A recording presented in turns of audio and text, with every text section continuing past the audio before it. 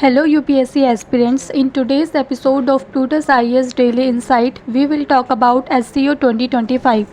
The year is 2025 and at the SCO summit in Qingdao, India made headlines by refusing to sign a joint statement. But why? Because terrorism is not negotiable. That platform is the Shanghai Cooperation Organization or SCO, often called the Asian NATO. For UPSC aspirants, understanding SCO is vital to decode India's foreign policy choices in Eurasia. Now let's turn to the SCO Summit 2025 held in China's Qingdao, which witnessed an unprecedented diplomatic standoff. India's defense minister refused to sign the joint statement because it excluded any reference to the Pahalgam terror attack in Jammu and Kashmir while highlighting Pakistan's Jafar Express hijacking. This bold refusal signaled India's uncompromising stance on terrorism. The SCO was officially formed in 2001, evolving from the Shanghai Five, grouping of China, Russia, Kazakhstan, Kyrgyzstan, and Tajikistan. Today it has expanded to 10 full members, including India, Pakistan, Iran, and Belarus, covering 80% of Eurasia and 40% of the global population. Its key aims are combating terrorism, extremism, separatism and promoting economic and cultural cooperation.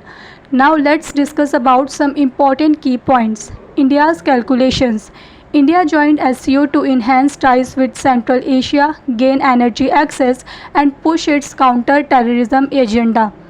However, India has consistently opposed Chinese attempts to dominate the forum, be it through the Belt and Road Initiative or strategic narratives. The 2025 refusal to endorse the joint statement highlights that India will not compromise on terrorism, even if it means standing apart.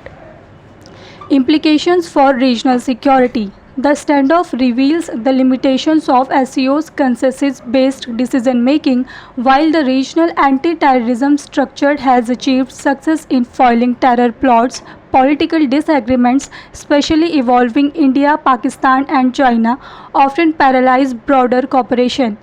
India's autonomy in action. For India, this incident strengthens its reputation of pursuing an independent foreign policy.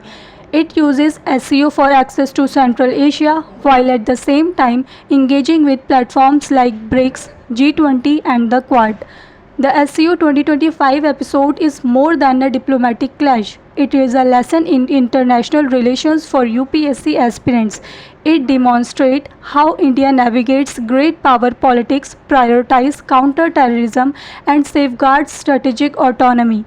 In an increasingly multipolar world, understanding the SCO is not just about regional security, it is about India's place in the evolving global order. Follow for more such content and stay tuned with Plutus IAS.